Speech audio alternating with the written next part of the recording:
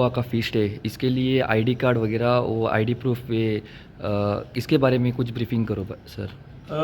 See, it's a routine security drill. इसमें security measures है ये routine security measure है.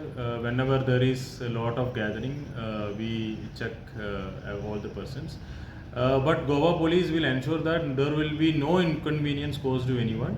हम लोग वहाँ पे checking करके उस बहाने there won't be any long queues or anything. We will be randomly checking the ID cards.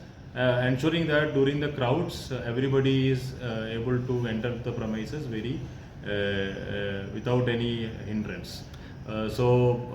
Nobody has to be worried about the concern about ID card. As far as it is basically to identify the person. So no mischievous element should not get into and create problem. If at all we are able to identify the person, nobody will have any inconvenience. So his ID card is compulsory on that day on the feast. Our police officers are also there. There will be organizers. There will be people from the organizer side also. So we will all ensure there is a smooth entry to the premises. So they will be able to ID the person.